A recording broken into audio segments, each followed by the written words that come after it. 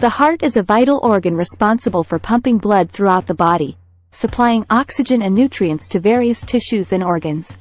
It is composed of several structures that work together to ensure proper circulation.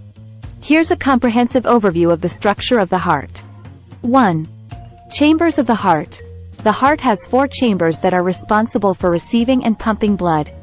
These chambers are divided into 2 upper atria and 2 lower ventricles.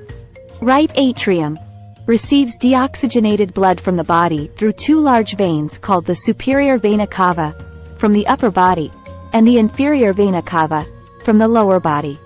Right ventricle receives deoxygenated blood from the right atrium and pumps it into the pulmonary arteries, which carry the blood to the lungs for oxygenation. Left atrium receives oxygenated blood from the lungs through the pulmonary veins.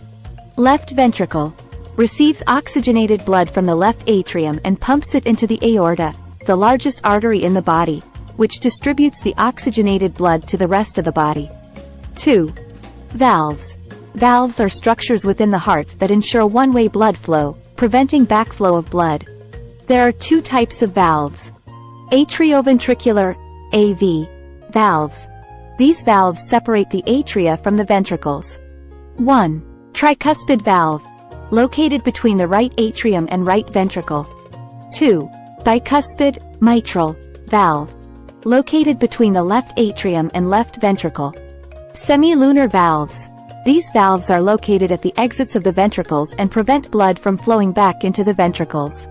1. Pulmonary valve, found at the entrance of the pulmonary artery, preventing backflow into the right ventricle. 2. Aortic valve, located at the entrance of the aorta, preventing backflow into the left ventricle. 3. Blood vessels. Blood vessels play a crucial role in carrying blood to and from the heart. Arteries carry oxygenated blood away from the heart. The aorta is the main artery that carries oxygenated blood from the left ventricle to the rest of the body. Veins carry deoxygenated blood back to the heart. The superior and inferior vena cava bring deoxygenated blood from the body to the right atrium. 4. Circulation pathway. Blood flows through a specific pathway known as the circulatory system. 1. Deoxygenated blood enters the right atrium through the vena cava. 2. It passes through the tricuspid valve into the right ventricle. 3. From the right ventricle, it is pumped through the pulmonary valve into the pulmonary arteries, which carry it to the lungs for oxygenation. 4. Oxygenated blood returns to the heart through the pulmonary veins into the left atrium. 5. It passes through the bicuspid valve into the left ventricle.